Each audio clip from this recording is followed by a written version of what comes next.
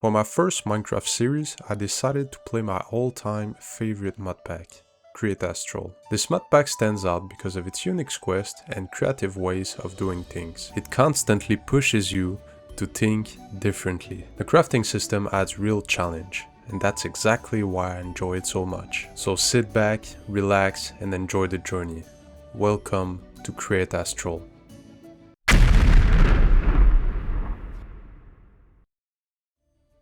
I spawned in the taiga forest, exactly what I was hoping for, since it has my favorite wood. So naturally, I did what every Minecraft player does first. I started chopping trees.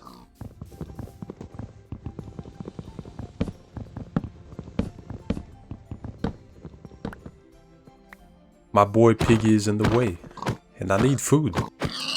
Now it's time to find a place for my base, but first I need a bed. I spot a pack of sheep and wipe them out. For my base I need a lot of open space, so a plains biome is the obvious choice.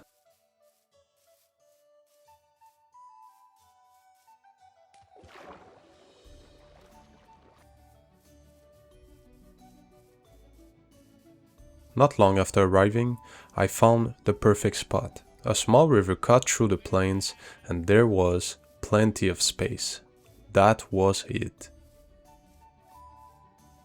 I found a small Create train station, looted it, and secured a good supply of rails for later.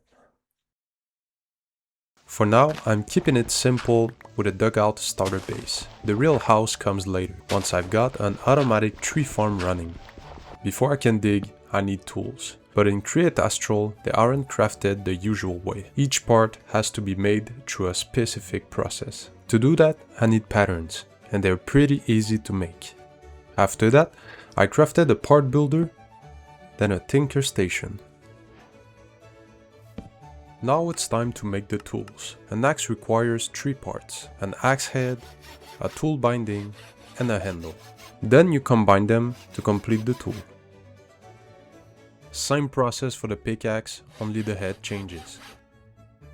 Now it's time to carve out a place to call home.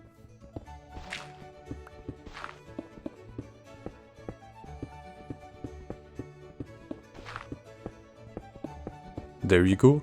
Now let's get comfortable.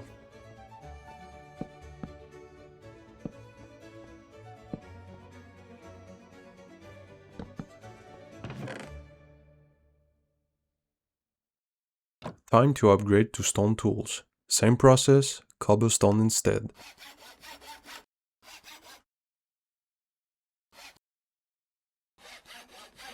To secure my survival, I set up a small farm, carrots and wheat, so I wouldn't slowly die from hunger. Next, I decided it was finally time to venture underground and begin mining. After digging for a bit, I heard a skeleton somewhere nearby. It sounded close, but I couldn't track it down. And my pickaxe broke, so I had to head back to base and craft a repair toolkit.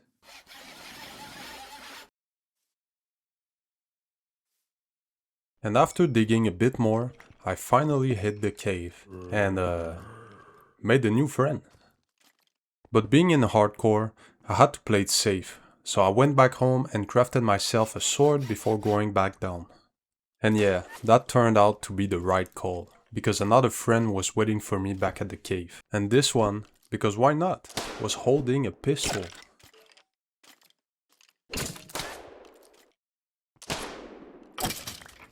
Alright, with that out of the way, let's go get some resources.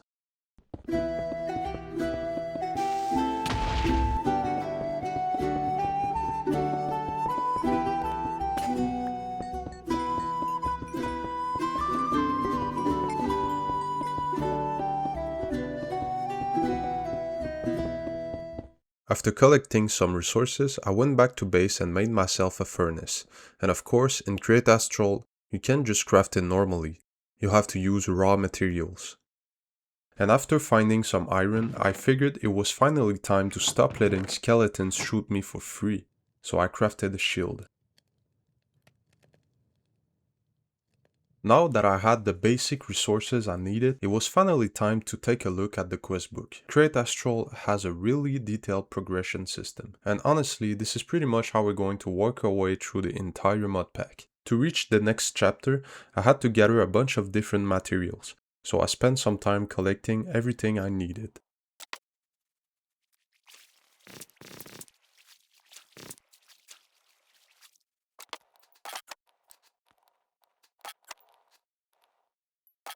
While looking through the quest book, I came across copper chests, and considering how quickly my storage was filling up, the extra space was definitely going to help. And since I already had the materials, I went ahead and made myself a full copper armor set. Right when I thought I was ready for the next chapter, I realized I was still missing some tin, so naturally I went straight back into the cave and started mining again.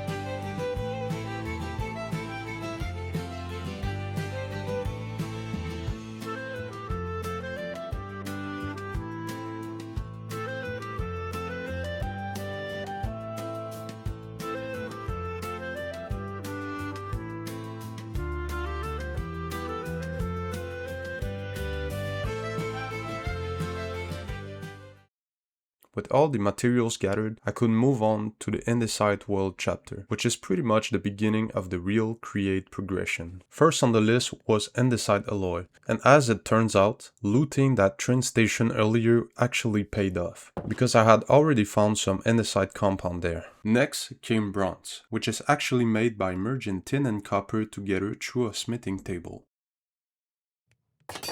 But bronze ingots alone weren't enough for most of the Create recipes. I actually needed bronze plate, which are made using a stone cutter.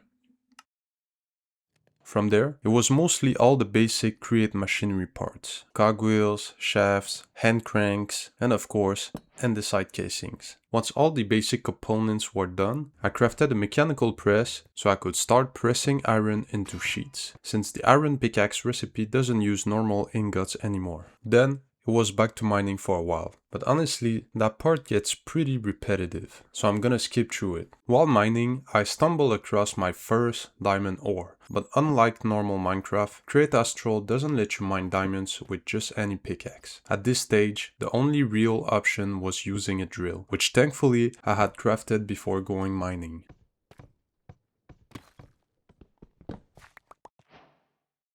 After returning from a successful mining trip, I crafted myself a Create wrench, which is basically one of the most important tools when working with Create machines. With enough materials gathered, I moved on to building a proper smelting setup, and in Create, one of the best early game methods is using an encased fan to blow lava heated air onto your ores. To reach the next chapter, I first needed grout. The problem was that grout required a mixer to craft, and unlike the other machines, the mixer actually needs a certain rotational speed to function properly. After crafting the mixer, I had to throw together a messy little system with a large water wheel and several cogwheels just to reach the proper rotational speed. With the mixer finally up and running, I was able to make grout, which required combining andesite alloy, zinc, and a bunch of gravel together. And once that was done, the game rewarded me with a whole bunch of useful items. This is where the mod pack really starts opening up, because this chapter is ultimately the path to the moon. But before I get anywhere near that point, there's still a massive amount of work ahead. Now, we were getting into one of the most important progression systems in the entire mod pack, Hephaestus. Setting all of this up is going to take a bit of work, but once it's finished, I'll have a huge upgrade in both andesite alloy production speed and overall tool progression. To get started with Hephaestus, the first machine I needed was a seared melter, But before I could even build it, I had to smelt all of the grout into seared bricks. And on top of that, I also needed a material called sap, since it's used to craft the actual seared brick blocks for the structure. To collect the sap, I had to make a small tool called a tree tap, which basically lets you extract sap from rubber trees.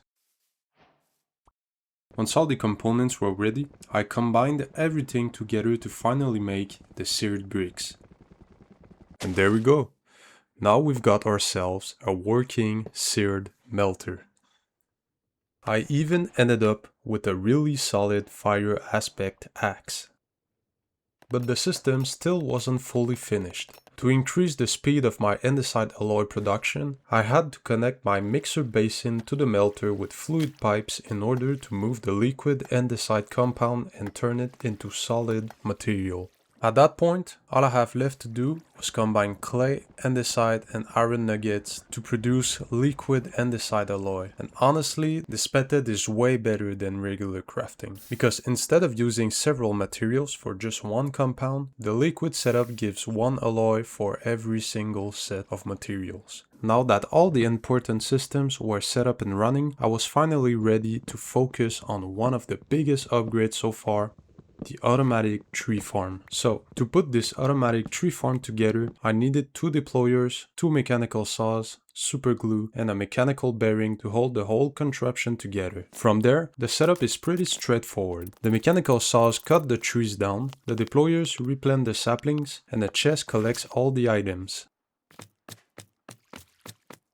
And just like that, we've got ourselves a fully functional automatic tree farm. And since I was already building automation systems, I figured I might as well set up an automatic cobblestone generator too. And while the automatic tree farm slowly stacked up enough wood for the house project, I took the opportunity to work on a few preparations for the progression ahead. So I built a tunnel board to mine automatically and collect a good amount of deep slate for the roof of my house. The overall setup is actually way simpler than it looks. The deployers constantly place rails and redstone torches to push the tunnel bore forward. Another section of the machine collects those materials back afterwards so nothing is lost, and the drills mounted at the front take care of mining everything in the way. And once every component is in place, all that's really left to do is attach a few chests for item storage and glue the entire machine together so the contraption can function as one complete system. Now comes the fun part, actually testing the machine. The process is surprisingly simple. You power the card assembler with redstone, give the contraption a small push, and from there, the entire tunnel bore starts operating on its own. After letting the tunnel bore run for a while and collecting a solid amount of deep slate, I made my way back home and started organizing all the materials for the upcoming house project. I wanted the house to sit right next to the river because, in my opinion, builds always look better with water nearby. And with all the projects I'm planning for this world later on, I can already tell this area is going to look amazing. With all the materials prepared and ready to go, it was time to start building.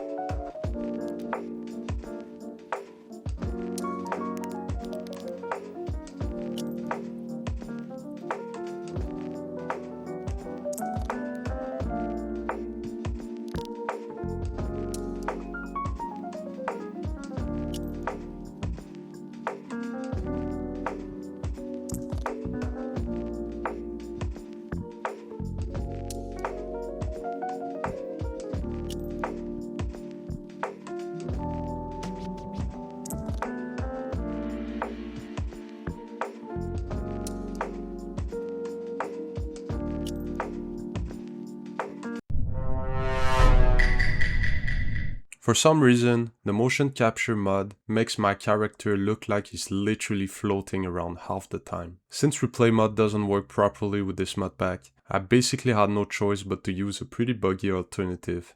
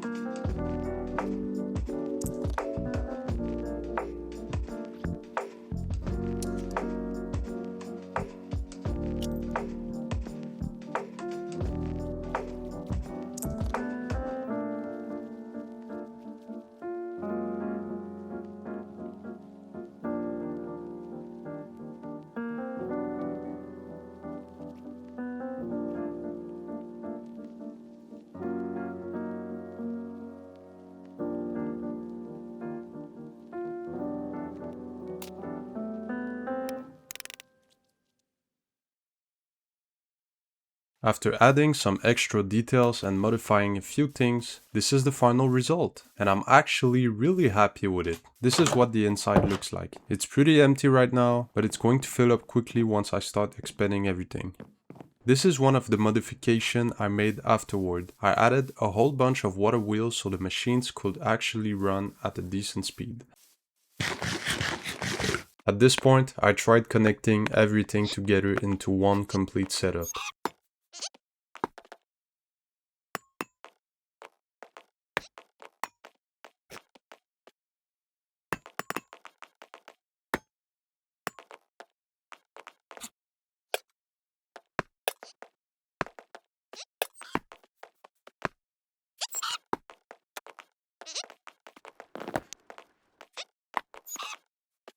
From there, I connected the whole setup into the same improvised rotational network, just to keep the mashing speeds at a reasonable level. The system looks pretty messy right now, but later on we'll get access to speed controllers, which are basically going to simplify this entire process. But in the end, the whole setup works really well. After that, I spent some time making the house much more practical by expanding the storage with copper chests, setting up several encased fans for different processing methods, and adding a dedicated crafting station. Right now, the outside of the house still feels a little empty, so I decided to make some paths to give the area more detail.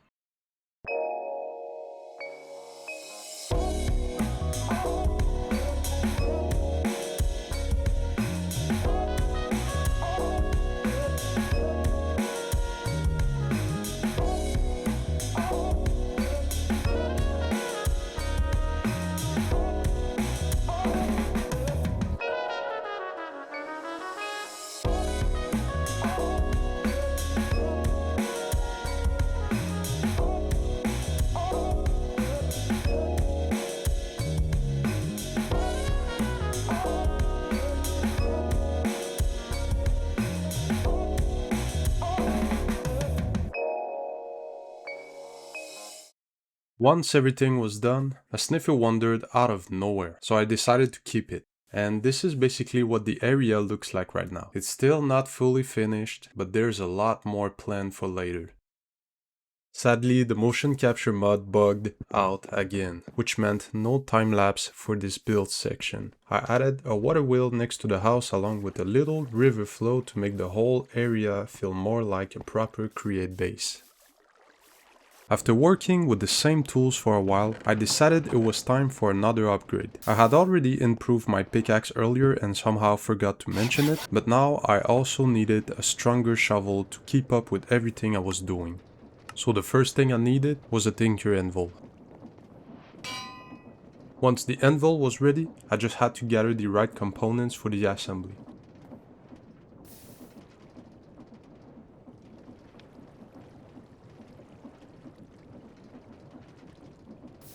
And just like that, all I had left to do was combine the components together to make the shovel.